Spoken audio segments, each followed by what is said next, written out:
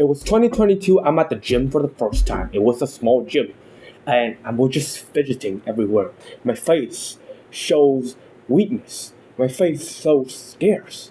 I was not ready for this. I looked at something rather simple, but I just can't seem to get it out of my head, even though it is simple, to actually put it up. I'm here desperately, gasping for my life, and I thought this was going to be the end of my life. Such an ending that is so bland and undramatic. Fast forward 2 years from now, I have been spamming that same machine I was so fidgety and scared and avoided for such a long time, like it was my old nemesis. But he hasn't got stronger, I got stronger. And the only thing that I did was to actually learn how to control him and basically reading him like a book. And that dude was just a bench seat, even though he's simple. But if you don't tackle him right, you might just get defeated by him with just such a small amount of weights that people on gods up there see you die like that, they would laugh in your face. So here are every single fundamental techniques to tackle down every single exercise in the gym. The first thing you need to know is, number one, breathing technique.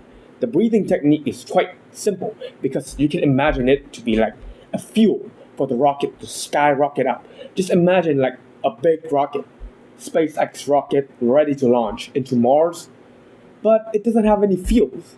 Just like you're trying to hold your breath 100% of the time with other exercise. Like that is so dumb. So how would you breathe on an exercise? Yes, breathing is also a tactic right here. So what I want you to do is right now, breathe in. Breathe in until you can't breathe in anymore. Like you reach your lung capacity. This is a warm-up breathe. You breathe out about 80% down. And you do that again for 5 times. So breathe in, max 100%. Breathe out for 80%. You realize right now that you can breathe in much more. So basically, this warm-up will increase your lung capacity. So breathe in more, increase lung capacity. Second thing is, when you're sitting at any machine or any exercise at all, what I would like you to do is use that breath to your advantage. When you have done making your lungs warmed up and stretch out and reach its maximum capacity, now it's really time to use it in its max capacity. So, at the part that you're gonna go down on the way, the decentric part, you would like to breathe in 100% like I said before. And then, when it's down right here, you wanna hold the breath. And with that, when you're ready to push it up, pause for a little bit so you remove any excess force from like the momentum that's gonna push you up, and you wanna push out just like a rocket ship, pushing all of this fuel out just to get to Mars. You wanna push all of your fuel out, all of the air out, push it out just like you're gonna launch into the moon and push it up. You will notice that you will get literally 30 to 50% more strength boost with only this breathing capacity. The second technique that I would need you to know about, which a lot of people, for some reason, it is a normal human function, but not a lot of people actually implement it in their life. And that is just basically straighten your back. So straighten your back doesn't mean that, your back is fully straight. But what I would like you to do here is actually become the most arrogant version of yourself. That is more reasonable right here. So you want to push your chest up, like you almost arches your back to its maximum capacity. And imagine when you straighten your back like this, become arrogant. You imagine the person you hate the most is in front of your face, right? Imagine he's in front of your face. And what I would like you to do is assert dominance on him. That sounds cringe, but that's not cringe at all. It's gonna benefit you. So just do what I said. Alongside that, after you have done that, put your shoulder back. Just hold this stance. Like it should look like this at the side.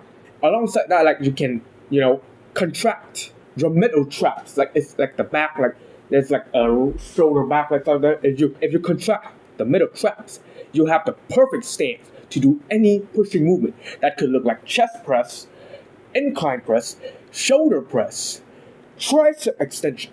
Any exercise related to front delt, chest, and tricep will be tackled down with this freaking strategy. So just do what I said. Be confident, raise your chest up, arches your back so much. Try to make your spine arches a little bit. You don't have to like fully stand straight, but you're imagining that you're standing at the most straight position you can. Like make yourself as high as possible. Don't slouch.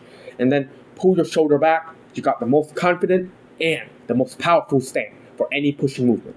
And the third technique I would like to talk about is core bracing. What is core bracing here? Core is the main part, like the middle part of the physique. So the core here, you can switch it to abs. It could basically mean abs. Bracing is just expanding it out and make it as compact as possible. So you can understand it as abs compacting. How would this help? Well, first, it's going to make you tight. All the joints and the muscle groups are now tight and resilient more to the weight. Like imagine you are putting a slime and dropping a weight on it. The weight would just crush the slime off, okay? But what if now you're a titanium block? The weight would just not crush you, and the weight would just like bounce off the titanium block. So bracing core is one of the first steps to turn yourself from a slime to a titanium block. So how would you brace your core? Number one is you want to imagine like you're bloating yourself up. You want to expand your core a little bit. Like you want to breathe in and like you want to push your abs away, like make yourself into the fattest version of yourself, like push that belly out, make yourself into the fat person. Second with that, you want to slouch a little bit on the upper back, but the lower back should still be straight. So you want to be aerated like this, but you want to lean a bit forward, like you're doing a very, very short crunch just to make that abs compact. And with that, you want to take a deep breath and hold the breath for a little bit. That will be the most braced core position. And like I said, with this braced core, you can tackle on a lot of compound movements that it's gonna be like a pretty big challenge for you if you don't do it, like squats, deadlift, bench press, all sort of exercises that requires free weight and a pretty high amount of knowledge on form techniques to actually tackle on. And the last fundamental technique that I would like to share you guys about is number 4, grips. Your grips is a very powerful tool for a lot of exercise, even on leg exercises, not only just chest and backs. For back movement, the grip's gonna be different for chest movement, and of course, for leg movements as well. So let me just split into here. Like for grips for chest movement, you just wanna make sure you grab the weight as tight as possible on a neutral position. So when you grab it and you push the bar away, the wrists should stack down into your forearms.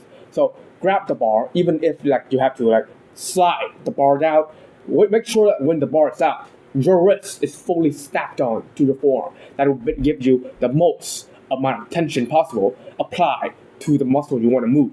Alongside that, make sure that the weight or the bar, whatever you're going to do, like dumbbells or barbell, the bar is at your palm. Make sure it's at your palm. It's not like above, like on your finger or something. Make sure you grab it tightly on your palm. It's like your palm is fully coating on it. Like it's a very delicious glaze on a tiny donut or something like that. Make sure you fully grip on to the bar with the palm in the middle of it. So you want to grip that. Make sure you feel it.